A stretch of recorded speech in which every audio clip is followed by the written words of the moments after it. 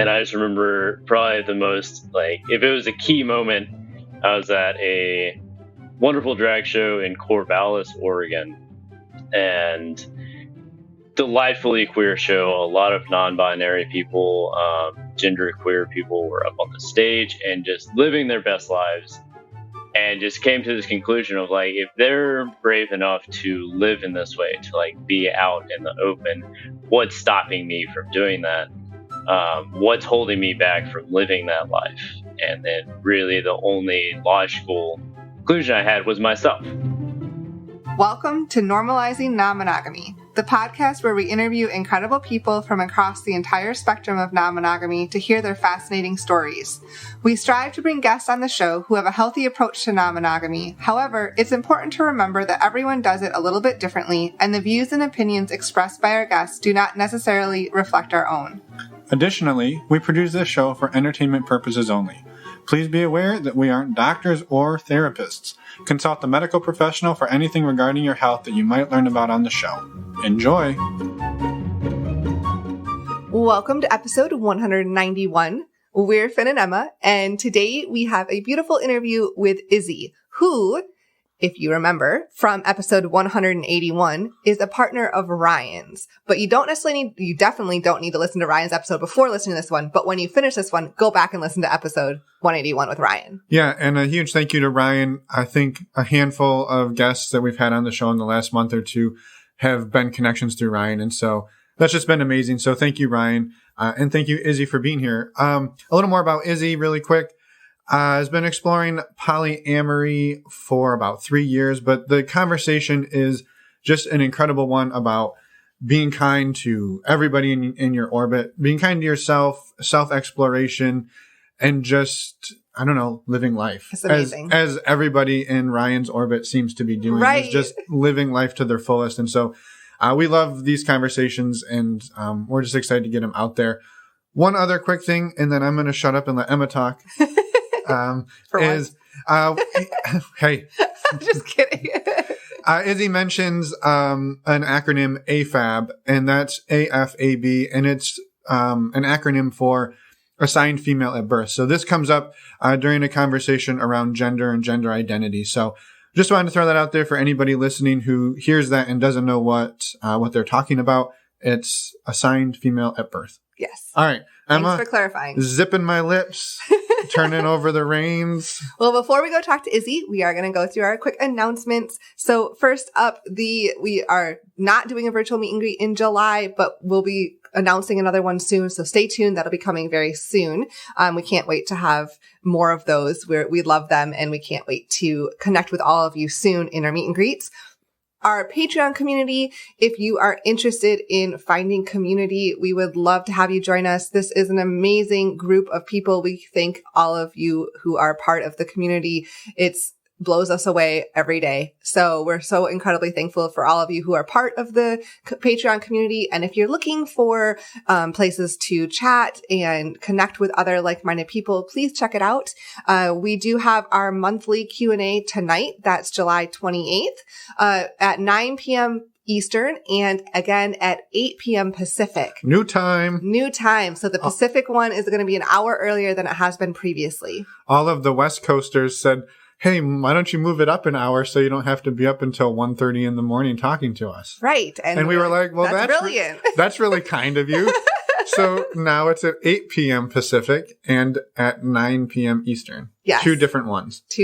So there's plenty of time to sign up. If you want to join us tonight, check it out and see if it's a good fit. We would love to have you. If not, that's okay. You can still listen to the show. You can still, be here for us. Of course. We're still here for you. Always.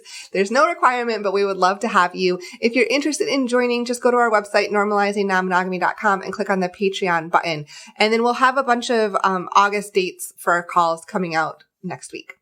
One last thing before we jump into the show, we just wanted to throw a quick plug in there for one of our favorite affiliates, stdcheck.com. If you use the links on our website, you get $10 off a 10-panel test, bringing the cost down to $130. We use this service. We absolutely love it. It is amazing, and using the links does support the show. We've talked in the past about how easy it is. I'm just going to say it again. It's super easy. Yes, it's fast. It's anonymous in that you don't have to have a weird, awkward conversation with your doctor. And when you're done, you get your results texted to you in like a day, and then they're sitting in your online portal so you can share them with all of the people who you might canoodle with. Yes, exactly. Yeah. And using the links on our webpage does support the show. So thank you so much for doing that. To find that, head over to our website again, normalizingnonmonogamy.com. Click on the resources tab and it will be listed under there. You can also find direct links in the show notes of your podcast player. Just scroll down a little bit. Find links there. And while you're on our website, if you go to our website, you can also contact us, send us a voicemail, send us an email. We would love to hear from you. Yeah. And I was just going to say one last thing. If you're looking and you really want to support the show and Patreon's not for you, and maybe you don't need STD testing, that's not for you, that's okay. The best way to actually support the show is just to tell people. It is. Spread the word. Just tell people about it. When you talk to people, when you're out swiping through your Tinder, just tell everybody. Be like, hey, check out this podcast. I only hook up with people who listen to Normalizing Non-Monogamy. Right. So that's our new standard. Yes. That's weird. I was like, maybe that shouldn't be our standard. I don't think we need to. No. Back that up. Back that up. Totally made that up. That's not a thing. Anyway, yeah. So that's just something we wanted to share. If you love what we do and you love supporting the show, but you don't want to do it financially, that's okay. Tell people about it. Spread the word, spread the love. And we thank you for that. Yes. And with that, let's go talk to Izzy. Welcome to the show, Izzy. We're excited to have you here. We heard a ton about you on Ryan's interview from a few weeks ago, but I guess that was episode 181. Yes, that's right. Nailed it. So if you have listeners, if you haven't listened to that one, it's a fantastic conversation. But Izzy, welcome to the show. Thank you for being here. I'm happy to be here. Thanks for having me on the show. As I said, my name's Izzy. I go by they, them pronouns. I live in New Orleans, Louisiana. I've been practicing polyamory for the past maybe 3 years now. And happy to be on this podcast and talk with you all about it. Yeah, we're excited to hear more about your story from your perspective. And I guess, do you mind taking us back in time, like 3 years ago? What got you interested in non-monogamy to begin with? So about 3 years ago, it was roughly around the time I'd moved back to New Orleans. I spent a couple of years out in Oregon, largely living asexual, kind of aromantic life, just taking a lot of time to figure out myself, coming to grips with a lot of non-binary, a lot of gender issues, and just figuring all that out. I found the woods is a really great place to do that because trees are really comforting, solid things. So I spent some time out there, but was still really connected to New Orleans. Had a lot of community out here and a lot of support. So after spending some time out there, moved back. And once I got back to New Orleans, started to get a little bit more into the feeling of like who I was as a person, how I wanted to express myself. And with that understanding of the new sense of self, could bring something to more romantic relationships. And one of my partners, Ryan, really being in the polyamory community and some other communities in New Orleans. And we had been close since our college days and stuff. And just one day we're having dinner. It just happened to enter into a conversation about polyamory and romantic relationships and stuff. And started really getting more into a closer relationship romantic wise. But that was started with the original intention of being an open relationship, being polyamorous. So right at the start of that relationship, kind of just being in the headspace of this is open. These are expectations of each other's. These are kind of, initial boundaries. But as relationships go, you kind of renegotiate them as times change, especially now with, having come out of the COVID pandemic and stuff. That was a really unique, trying time for boundaries and relationships and stuff. But yeah, so slowly transitioned out of the kind of aromantic, asexual role into more of a queer, romantic way, trying to learn how to relate to people in this kind of new identity. So that was about 3 years ago. That's awesome. Thank you. Do you mind taking us back a little bit further? You throughout your childhood and adolescence, like growing up, were different relationship styles modeled for you at all? Or how did you know anything about polyamory before 3 years ago? Well, and I want to maybe also like throw in there too, like the big change from the asexual, aromantic path or identity that you had to moving into polyamory, which I guess maybe for people who aren't familiar with asexuality and aromanticism, yeah, right? Did I get that right? Maybe like explaining a little bit about what that looked like for you, and then tying it in maybe to Emma's question about like how you kind of had those things modeled for you. Yeah, that's a good point.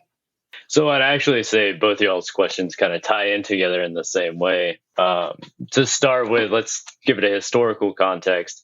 I grew up in a very conservative town in Texas, was very straight for most of the years of my life. And then when I turned 18, came to New Orleans, the kind of that pressure to act that way and be a member of the community as a straight conservative person, male gendered person, wasn't really there anymore. Had this crazy culture of New Orleans kind of introduced me into all these different modes of thought and being.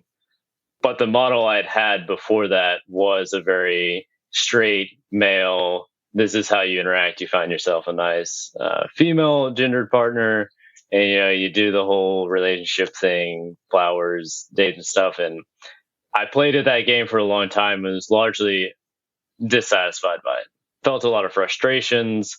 And a lot of that was internalized, mainly because, if you're playing this game, you see everyone else is really successful at it. It gets kind of a weird feedback loop of like, why am I not satisfied by this? Why am I not feeling happy when obviously everyone else is doing it well? And a large part of that was being queer, but not really coming to terms with it. So as time went on, I realized, I was coming out of these relationships feeling really dissatisfied, or my partners in these very monogamous, kind of more straight conservative relationships would also be dissatisfied. Came away feeling that people were hurt, that emotions really weren't identified, and communication wasn't living up to, either of our expectations. So within that, realized I, wasn't feeling as happy or satisfied in relationships. My partners weren't feeling as happy or satisfied. So that led me to more of this idea of kind of burn it all down. So just throw out that old ideology, that kind of framework of like, the dates and moving towards marriage, moving in this like very elevator model of relationships, to more asexuality. So cutting out a lot of these confusing components for me of relationships and boiling it down to like, what do I see in interacting with people? I had all these very close friendships with people I loved and respected a lot, but I didn't really know what to do with a lot of that emotion and feeling because it didn't fit into the more monogamous model of interacting with people. Because within that monogamous model, there's a lot of demands that it moves forward, that you're building something. And after a while, I realized that isn't a realistic expectation of a lot of people. And you can go out and have a nice date with a close friend of yours. Does it mean you're dating? Does it mean it fits into all these weird little terms and stuff? And after a while, just coming to grips with like, maybe the issue is the framework and not necessarily myself. So turning that away and kind of taking away all the expectations of monogamy and straight culture and heterosexuality and all of that gave me a chance to build. So that was kind of the start of my time in Oregon, kind of dialing back a lot of my relationships. And as I found I got more comfortable with myself, I was able to open up to people more. And once I got into the polyamory community and found these beautiful kind of expressions of the relationships that focused more on individual experiences with people without the like very heavy expectations of monogamy. So it was found in polyamory. Once I got into it, it was just a really nice way to kind of balance a lot of that emotional expectation and also time management as well with people. So, yeah. I appreciate all of that. And I was curious on like you said, it was kind of like the burn it all down, like model or strategy approach to it. I was just like, we haven't talked to too many people who have identified or do identify as asexual. And I was just curious, it sounds like you've kind of come away from that in some respects, but I was curious when you shifted there to like, was it that you didn't like find any enjoyment out of that, or was it more that like you saw that, or you felt that introducing the sexual component to a relationship just complicated it in ways that you weren't feeling good about in general? I would definitely go for the latter part of that question. I think sex complicated a lot of my relationships. I think a large part of that was gender identity, having to slip into a more masculine role and these relationships with more, AFAB people. And definitely it was more on my own internal side that I would get really confused. There'd be a lot of dissonance in interacting with people sexually, whether they be male bodied or female bodied people. I always felt like I was going more towards like this masculine role, largely because at the time didn't really understand fully what it meant to be queer, how to present that identity to other people, which is an important part of like the sexual side of a relationship, is that trust being with a partner. And I felt like I wasn't really bringing that to the table. I was bringing a lot of the misconceptions and kind of backwards ideals that I had in my mind. And it's a lot of emotional baggage to bring to a relationship. So I felt in my own mind the easiest way to handle that would be to kind of cut that portion out of my relationships and focus more on kind of the groundwork of it, is expressing the emotional side, learning how to do the time management of it, learning how to experience people more in this dynamic sense rather than a like singular monogamous focus. And the aromantic side as well, is kind of goes back to this idea of like, let's take all of these preconceived notions, put them in a little box and send them out down the Mississippi. And so just getting back to this, like, let's just get down to a ground model and get back to a more experimental one where, every relationship is another chance to develop, to reflect, and kind of come up with new ideas of how to interact with people. And really getting to this idea of every relationship is unique. What may work for one person who's very important in your life cannot be easily translated to another person. So really just continuing with this experimental model. And moving away from asexuality kind of just goes back to that idea as well of just the experimentalism of it. Like never really getting caught into one groove of like, oh, this is working, we're just going to keep copying and pasting it. Instead, reflecting on it, entering into new relationships that may challenge me in different ways and give me a new opportunity to develop as a person, but also get to know people better. Yeah, I love that. And I think it sounds like what kind of helped. And I guess first of all, I don't want to like stigmatize like that, or that there was anything wrong with the aromantic or asexual like journey or path. Yeah. Like I was just curious more that like how you went there and then like came back from it, and when I say came back from it, like it makes it sound like it was a bad thing, but it sounds like you have been able to untangle whatever you needed to feel comfortable, then introducing that back into certain relationships, maybe not all relationships, but you seeing each relationship as their own entity, and whatever that relationship needs. Yeah. I think a big part of just the dynamic part of existence, none of us are really concrete individuals. We don't turn a certain age and it's like, congrats, this is your identity for the rest of your life. It's been my experience that identity is a very constantly changing thing.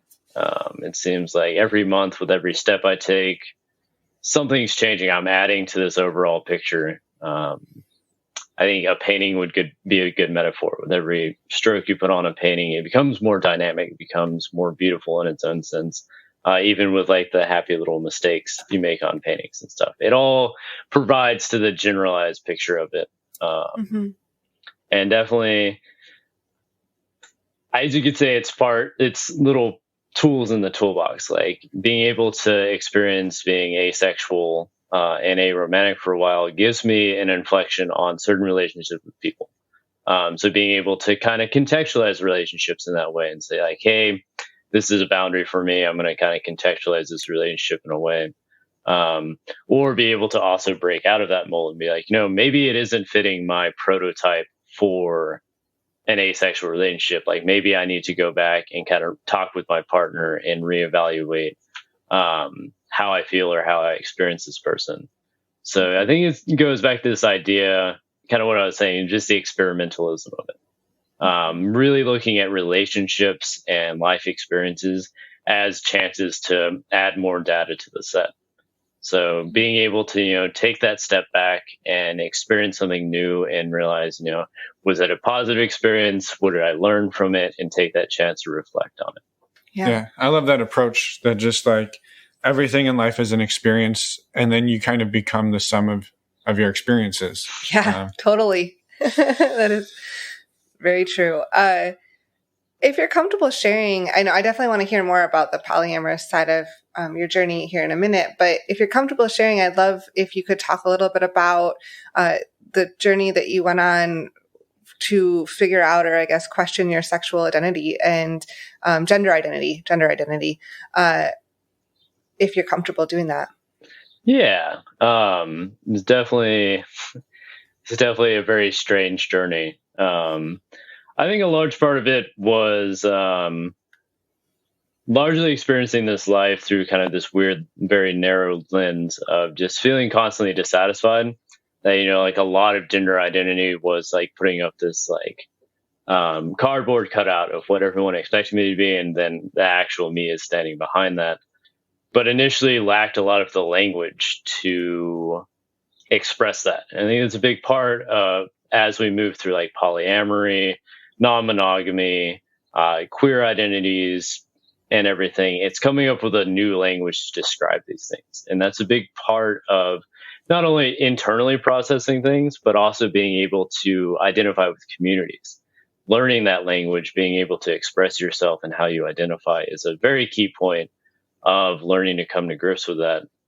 So as time went on and I began to enter into more queer communities in New Orleans and started to feel more comfortable in them, and realizing that kind of idea is like, why do I feel more comfortable here? Why do I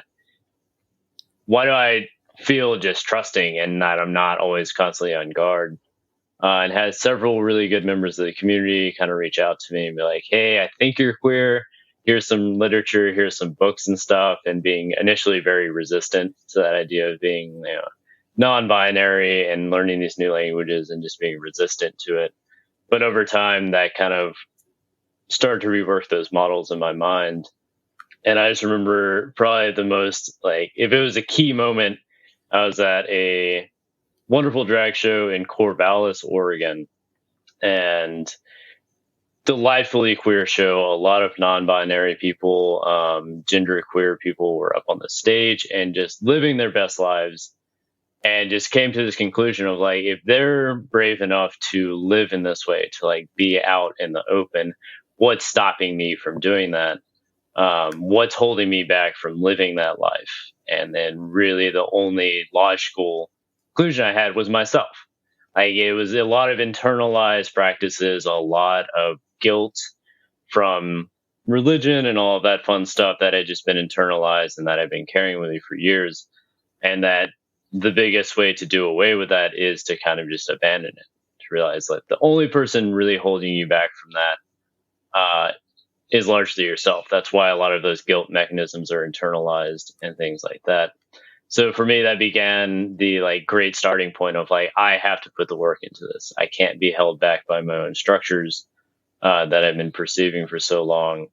And that kind of began the journey of like figuring it out, being more open to my friends and family, and finding, some pitfalls in dealing with people, but also largely a very supportive community. And that's actually what led me back to New Orleans, was finding there's a very supportive community here that allowed me to live a new identity and be very supportive of kind of me developing that and coming to understandings and kind of being able to experiment in this wonderful city.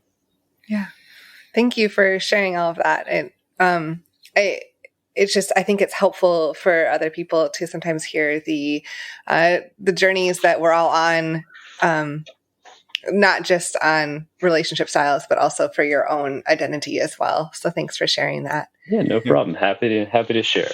Yeah, and I maybe I think Emma misspoke, but when she said sexual identity, but I think it's also an important piece of this, because like you corrected, obviously. Everyone just heard it. But anyway, my point was circling back to that. Like, I imagine that your sexual identity, while not necessarily totally tied to your gender identity, was that something that was also evolving and you were learning about and experimenting with along that same path on that journey? Yeah, I would actually argue that a lot of physical identity is tied to sexual identity because we do interact with people in a sexual way, in a very physical way. Mm-hmm. But how we perceive of ourselves physically, whether that be, non-binary, male gendered, female gendered, anything along the spectrum, largely ties into how we interact with our partners, and also deals with how do they perceive us. And a big part of that was coming to terms with being more non-binary, being queer allowed me to vocalize what I wanted out of these relationships. So entering into sexual relationships or romantic relationships as well, saying like, this is who I am as a person. This is, how I largely interact with people, and getting the feedback from that kind of support for that, it gave a sense of building. So in interacting with more people that way, found that idea of building a physical identity started to allow me to open up more sexually with partners, because I just felt more confident. I felt it was easier to identify, and that I wasn't putting on that kind of mask of acting like a masked person, or having to act gay, or like putting myself in this box that I didn't really feel comfortable in interacting with people. And getting to that concept of being more free and turning it back to an experimental style. Yeah. I think I love, like you keep saying the word experiment. I think I just love that approach to life, that it's just an experiment. And I think I can really appreciate that. And I thank you for that perspective. Mm-hmm. I was just curious, we've kind of covered some of the background and some of the groundwork. Do you mind sharing like what polyamory or what your relationships look like today, like high level? Like, are there 20 of them? Are there 5 of them? Is it just you for now? Like, what does it kind of look like today? And then I'll maybe kind of build on that. Yeah, I think at my current count, I have about 4 continuous relationships going.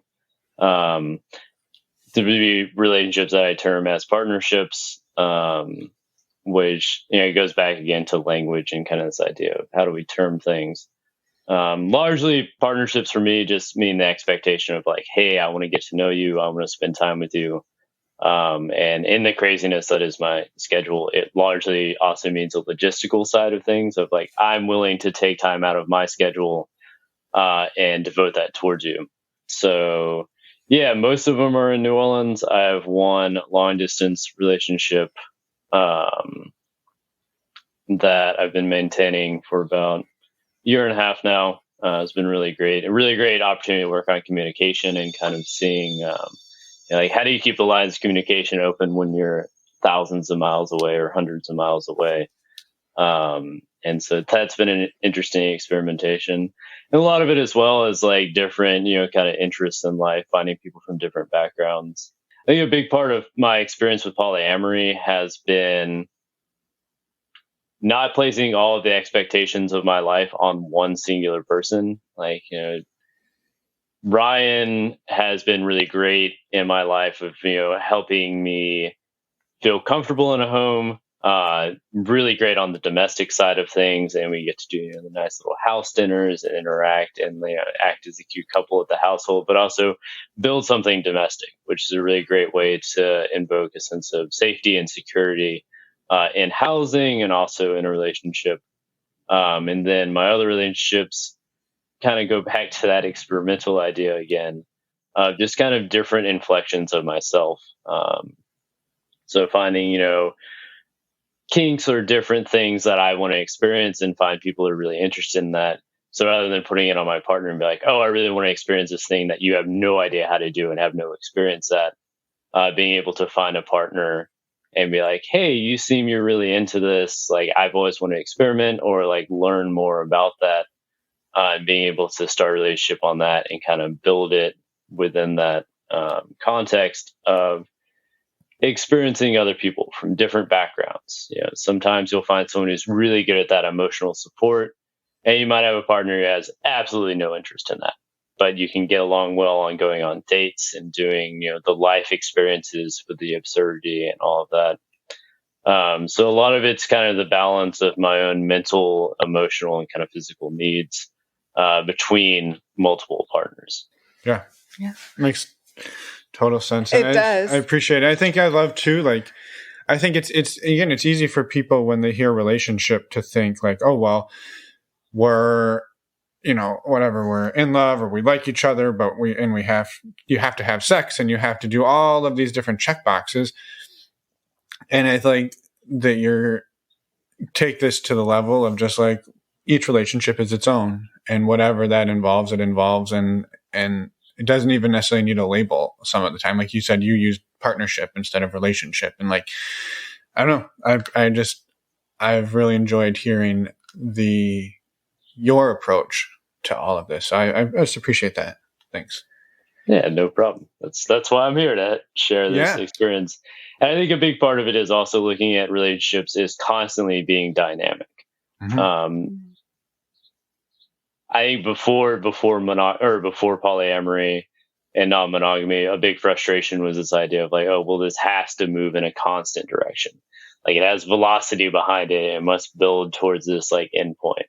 And then largely finding out that that's in a sense kind of bullshit, because relationships are dynamic. People change. Life circumstances change. Having this idea of being able to sit back and reflect not only on your own personal growth or your own personal challenges, but also reflect with your partner on like, what's changing in their own lives. Am I in a position to support this, or do I need to step back and allow themselves the time and space to grow, and being able to, change the dynamics of a relationship and reestablish the expectations and boundaries of it so that it can continue being a relationship. I think this concept of breaking up is like, it seems like such a de facto thing. Like, you're like pulling the plug on something and it just disappears. I don't think that's necessarily true. I mean, you can't just throw away a relationship that easily, but you can renegotiate the boundaries of it or talk about expectations emotionally, physically, mentally, and all of that, and learn how to rebalance those kind of scales of expectation. With like the caveat of being like, there are certain toxic relationships out there that do require that kind of substantial, like, no, this is done, this is off, and the split. But yeah, for me, mostly this dynamic of, reevaluating and reflecting on relationships, because we all grow, we all change, we all have our challenges, we all have our successes. I think it's important to kind of throw all that into the picture as we grow and live together. Mm-hmm. Yeah, totally. I'm curious, when you started down the polyamorous route, just 3 years ago, what are some of the challenges that you've encountered along the way? So I think with all noble endeavors, I started with absolutely no idea of what I was doing. And kind of just threw myself into it. And I think a big part of it was just using other people to understand myself was a big part of it. So finding people from diverse backgrounds and getting to know them, and no longer being afraid of like, oh, where is this going? How is this building and stuff? And just treating it more as an open-ended, like, this relationship is starting largely as, just an emotional connection. We talk really well. We get along together. And then being like, oh, well, now I'm not afraid anymore of this going in a romantic way, because then that muddies the waters and puts all these expectations. With polyamory and, our community being more experienced in it, found it was easier to make these kind of little jumps in trust, in interactions, whether they be emotional, mental, physical, sexual, and so on. It isn't as dramatic as a jump as it was with monogamy. Whereas you make the jump to being in a romantic relationship, monogamous wise, suddenly now you've cut out a whole bunch of other people. Whereas in our polyamorous community, there isn't that large, like, oh, now I have to raise up the gates on the moat and things like this, and push all these other people away from a more romantic or physical side. So being able to still manage, my own feelings about romance and getting to know people while also developing closer ties and relationships with people was kind of my initial experience with polyamory. And it took a while. I was definitely very shy coming into it.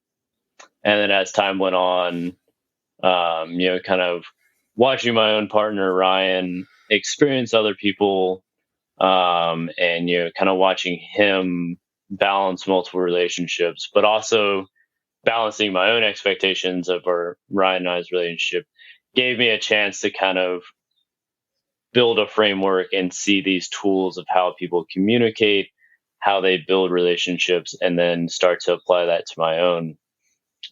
So as I got to meet more people in the community, just got more comfortable with this idea of like, there's no distinct lines, more just focusing on, what do my partners consent to? How do I communicate my own intentions and what I want out of things? But also being willing to change that as well, to take feedback on it and be like, oh, well, maybe this person has more expectations of me and maybe I want to go down a more romantic route of them. Or entering into a sexual relationship and finding out that it's just purely that. There's no necessity for the romantic side or the, like building a homestead kind of way, but just focusing all of our attentions and energies on that kind of sexual or physical experience. Or even going back to just casual relationships where it's like, hey, you want to go meet up for a beer, but you do that, 10 times over a year, and you suddenly get to know that person better, and you share and you get to learn all these like very vulnerable parts of a person. You build up this sense of trust. So that was kind of my experience getting into polyamory, was looking at relationships in a more dynamic way and learning how to re-experience people without these kind of absurd expectations. Yeah. And I think what just like listening to that, I think a lot of it is that like fluidity, right? Because what you just described, let's say if I went out to dinner once a month with someone, like society would probably look at that and say, oh, you're just a friend who goes out to dinner once a month. But like you've kind of taken that and lumped it in as a relationship, which it is. And it's really no different than a purely sexual relationship, or it could even be a spouse or a domestic partner or whatever. It's just another human with another tie back to you, and you just define it however you want. I don't know. I keep saying the same thing over and over. But we're driving the point home here. I guess there's a theme here. There's a theme to this podcast.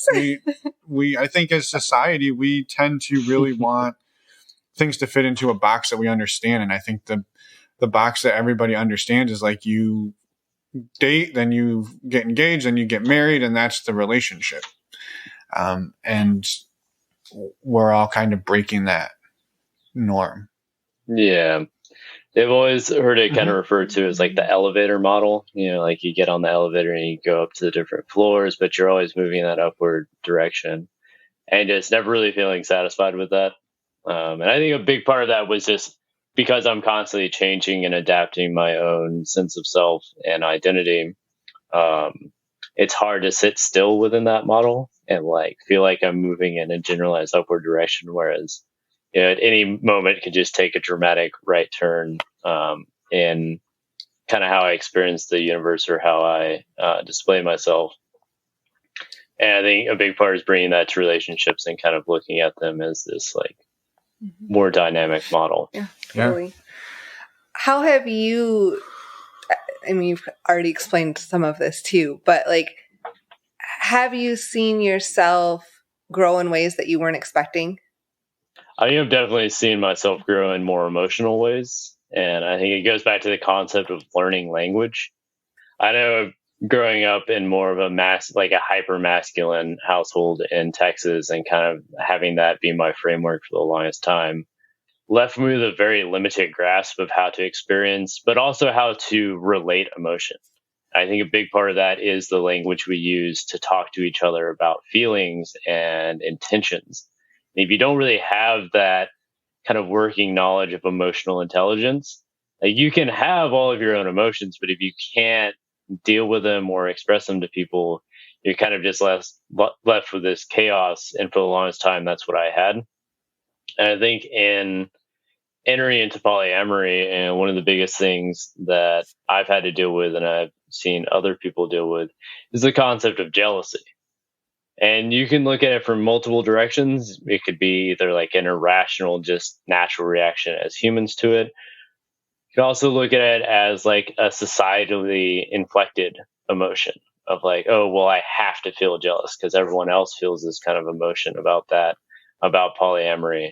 So learning how to deal with emotions in a polyamorous relationship gave me the chance to develop language around that, to be able to talk to partners about like, hey, I don't feel comfortable with this, or like, or the corollary of that, I feel really happy when we do this one thing, or like, I feel really happy about the direction this is going. So learning how to gain that emotional intelligence was really important to me, and getting the ability to communicate better about relationships, about expectations, about boundaries. And it's largely a growing process of that. That's been a really great experience. And I've enjoyed within polyamory. Yeah. How have, like you talked about, like growing up in a very masculine, hyper masculine Texas family, have you come out to them? And if so, like how has it gone with your, your family and your original, maybe your friends from high school who knew Izzy back then versus Izzy today? Yeah, there's been a few that I've come out to, but I think largely in the years, a lot of depth has been lost and a lot of context has been lost. And that's usually a really important thing of like coming out and being able to communicate new identities, is the context that develops that. And so I have come out to my family in very limited aspects, largely because it does go back to that language problem. Like, how do you explain being queer or non-binary with all of these kind of queer ideology themes and like theories behind that someone from Waco, Texas, really conservative Catholic, may have never heard these things, or may have heard them in a wildly out of context way that might already build a framework in their mind. So for the most part, I always find myself more comfortable being open about, being polyamorous and being queer with communities that are already knowledgeable in that. Admittedly, it is fun with, work and like more non-personal times to talk about polyamory to people. I've always found that's a really easy way to breach into talking about, more queer themes or talking about relationships, because it's a very simple introduction. It's like, oh, I have multiple partners. Or like people like, oh, who are you dating? And it's like, well, I have several people. And it's a very good springboard because it often confuses people, but not in like a very hostile way that sometimes coming out as queer or non-binary does. I do realize there's a lot of people who look at polyamory as a very like distinct, kind of like purely sexual thing, where it's like, oh, you're just having sex with multiple people. And then getting an opportunity and talking with more monogamous people and being like, no, it's much more dynamic than that. Having multiple relationships means you have the opportunity to fill multiple goals within your life, the mental, the physical, emotional, and sexual as well. And finding, you don't have to put all of that onto one person. And that's I've always, in looking at monogamous relationships, I've always been baffled that one person in your life has to take on that huge role. And it just seems like an absurd expectation. So in talking with more monogamous people and trying to describe polyamory, really just getting down to this groundwork of, communication, expectations, and also just the dynamic aspect of it. What is this person's role in my life? How does that change? How does that adapt? And just kind of looking at that.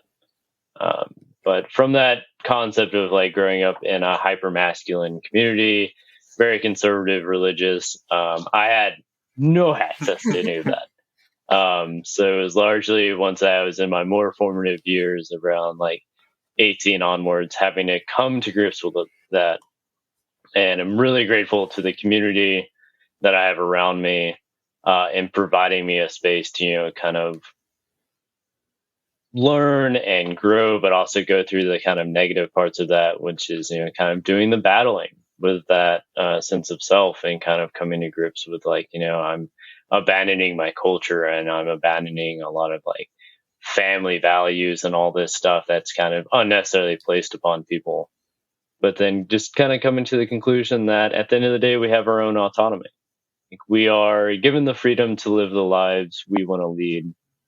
And it's a double-edged sword on that one. You accept that you're free to do that, but you also have the responsibility of, how do you interact with people with that? How do you develop that? So freedom and responsibility, both sides of the coin on that development. Yeah. Well, right. Because you can go and date as many people as you want, but if you leave a path of destruction in your wake, you're not really doing, you're not really doing yourself a service or anybody you've interacted with. So you have to balance that, and that can be a challenge. I was curious on the communication front. What were some of the maybe tools, resources, ways that you found that have helped you improve those skills? Because it's clear that clear communication and good communication is the foundation for everything that you're doing. And how have you gone about honing those skills? Yeah, I think a big part of that is coming from the background of being very terrible at it, and not communicating well. So if you have the groundwork of being really bad at a skill, it makes it kind of easier to build it because you don't have as many preconceived notions. I think a big part of that is just learning, first off, how to communicate emotions. Just putting it out there in the world. Hey, I'm feeling this way, or this action provokes this specific emotion or feeling. And not letting that kind of, whether it be negative or positive, not internalizing that. Because if it's really positive, you should share that with your partner. You should let them know they're doing well, or that they're making you happy. It's a nice little emotional boost, and kind of, add some mortar to the bricks of that relationship. And consequently, the same with negative emotion, being able to say hey, this makes me feel not good, or this makes me feel bad. We need to talk about this. We need to process it. And a lot of times, it's not a demand. It's not a boardroom meeting negotiation. A lot of it's just the ability to be open and frank. And that's what, in a lot of my relationships, helps develop that sense of trust in them and the ability to be vulnerable. And then beyond that, a lot of it's the negotiation of expectations. I keep going back to this idea of a big part of polyamory is logistics. So yes. Figuring out, oh, I need to devote a certain amount of my time and attention to you, but I also have these other expectations like jobs and, going out and having fun or decompression time and other partners. So being able to communicate the almost logistical expectations of that. And sometimes I will admit it does become kind of a nightmare of all right, I have these few days off, or opening up the Google Calendar and being I can put you in here, I can put you in there. So learning how to experience the expectation of time, but also how to share spaces together. A large enough open polyamorous community, you might end up at the same event with 2 or 3 different partners, or you might be that one-off partner there as your partner is there with two or three other people, and learning, how do you negotiate the emotions of that and sharing that space. And it goes back to that idea of just open communication, learning how to identify emotions in that moment and not letting them kind of fester, or, kind of like a snowball rolling down a hill. It just kind of gathers more and more mass as it rolls down. And then, that one little, just I got bent off about this small thing, then becomes a very huge issue because it gained that mass. And then, I guess just cap it off is just learning the language of it, how to communicate terms and what are relationships? Do you define it as like partnership, boyfriend, girlfriend, open, non-monogamous? It's kind of the fun of being able to figure out what that all actually means, and hopefully someday put it on paper. But for right now, it's all the nebulous philosophical air. That kind of leads to my next question. This is a probably impossible question to answer, but where do you see things moving in the future for you? I think one of the more absurd ideals that's been kicked around between myself and several of my other partners, this idea of like this big poly commune somewhere out in the woods someday. That's kind of like the home base that people can come and leave as they feel comfortable with. That it could be that kind of core community that's a more domesticated, supporting lifestyle, and kind of being able to maintain that dynamic of being able to fulfill all those needs in your life, the emotional, sexual, and so on, with multiple partners, but also have that kind of solid core of people that really just over time you build that much more substantial relationship. As a relationship goes from weeks to months to years, there's a lot of dynamics that get built within that. Hopefully positive dynamics, but a lot of ways to deal with things, and that kind of combined history leads to something beautiful. And I think in moving forward, that's kind of the goal with it, is like learn how to transform polyamory into that continuing dynamic of kind of, are we building something? Are we moving in a direction that, we see ourselves 20 years down the line still together? Or like, what does that dynamic look like? And so, yeah, for right now, I think I'm more of an immediate focused person. Ryan's more of the one who looks at the like 30, 40 years down the line. For me, it's, the continuing experiment of building my own identity and also getting to know people within the community, learn their inflections of their own identities, how they experience life, and kind of learn from that and being able to reflect on that. So as I experience polyamory, being able to, kind of continue building myself and my own concept of relationships in the world. Mm-hmm. Yeah, it's beautiful. Thank you for sharing all of that. Yeah, I totally agree. Like, it's been a beautiful conversation, and I think we're both really excited to get out there. Maybe a couple last questions that we'd love to hear from you on. One of them is on how you keep yourself safe, both just physically, but also like your sexual health. Both of those are, I think, front of mind when people start thinking about going out into the world and having multiple partners. So I guess, how do you approach that? Yeah, so I do have a background in medicine. I work as a paramedic, and a big part of that job is advocacy for our patients. And a big part of that is, bringing our own medical knowledge to the world. And I think you are correct on, in polyamory, there is a conception that, all this hedonism means we're overrun with, STIs and things like that. I think that's a terrible misconception, because if anything, a lot of us are more educated on the risk of having multiple partners and do put in a lot more safeguards. I think the biggest one you can put in place is routine STI testing. It's easy. Most insurance companies cover it. Even if you don't have insurance, there's a lot of really great clinics out there that offer free or reduced price testing. I think given, learn the risk in your community. I tend to hook up with male body partners a lot. Louisiana tends to have a high HIV rate. Take prophylaxis for preventing HIV infections. It's a really great thing to talk to your doctor about the risks/benefits of, but also talking to medical professionals about the risk of sexual relationships and how to mitigate those risks.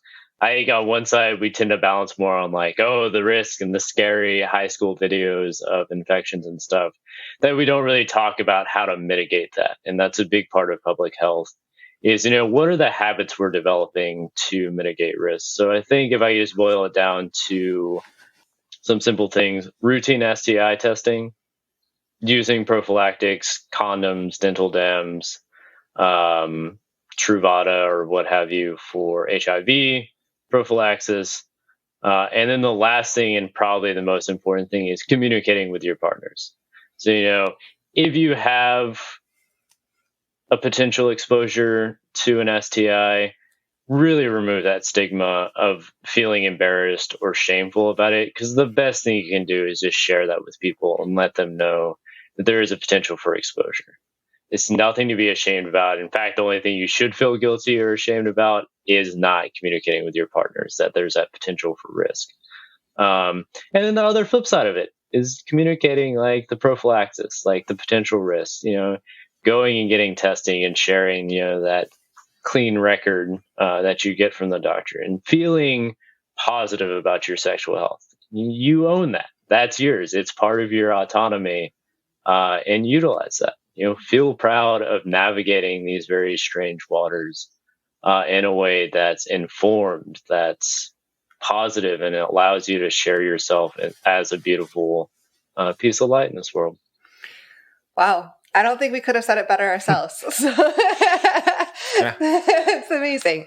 Another question we like to ask is if you have a funny blooper or mishap that has happened on your non-monogamy journey to show that, maybe all of these experiences don't always go as planned.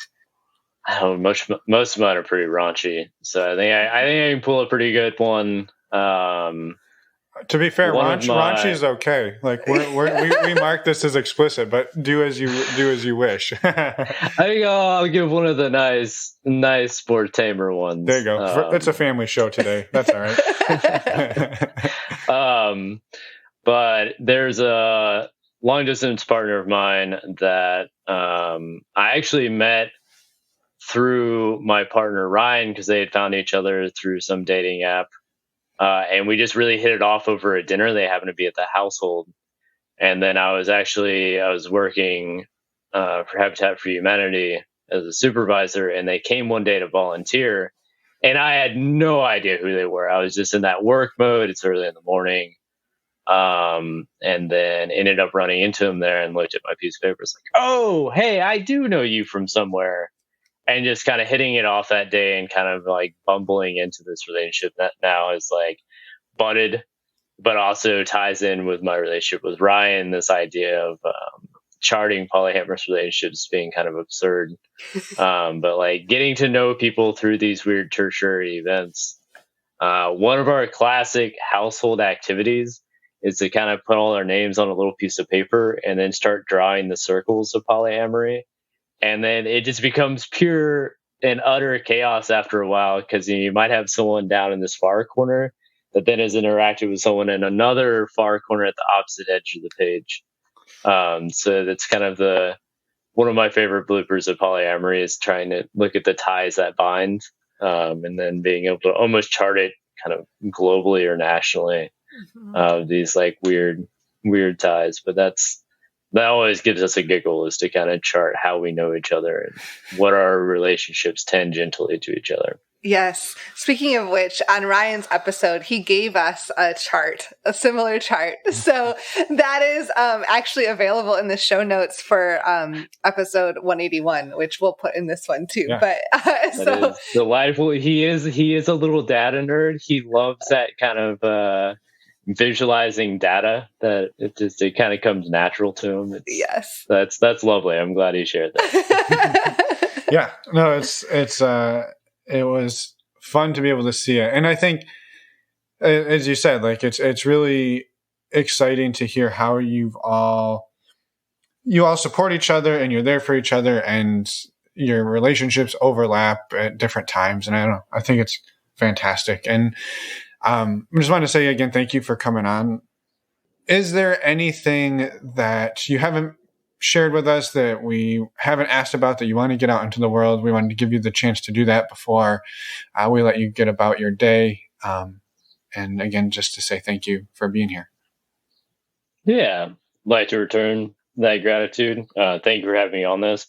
Super happy that more people are taking the time to kind of publicize polyamory and kind of put it out there that this isn't all like hedonistic, running out debaucherous games, that it really is a dynamic, beautiful expression of relationships and is a nice kind of, in my own mind, a challenge to monogamy and some of the pitfalls of that.